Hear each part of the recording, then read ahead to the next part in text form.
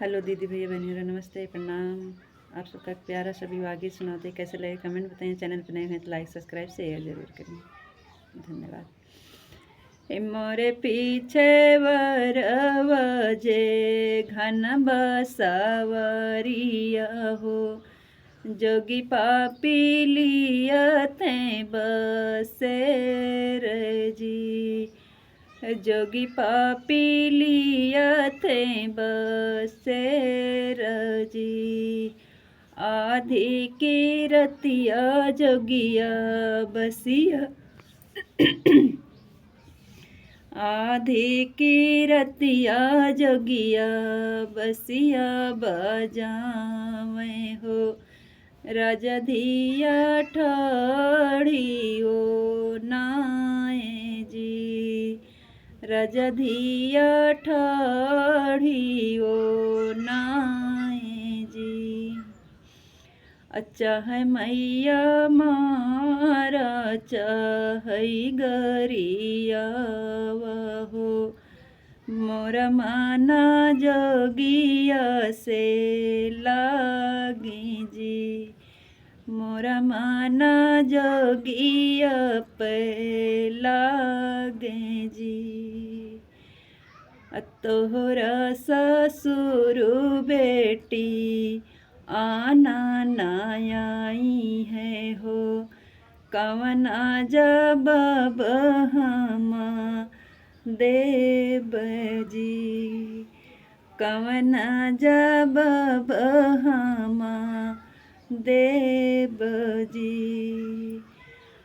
ई है जब बवा तू दिहु मोरी माइया हो, बहती नदिया डूबी जाए जी।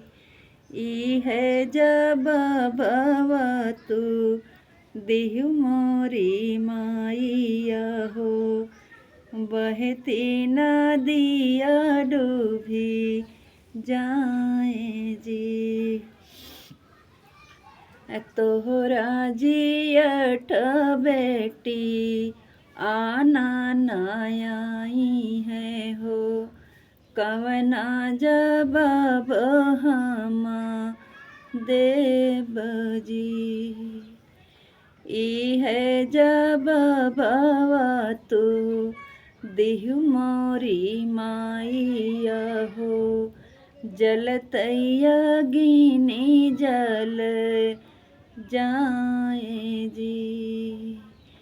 जलतैया गिनी जल जाए जी।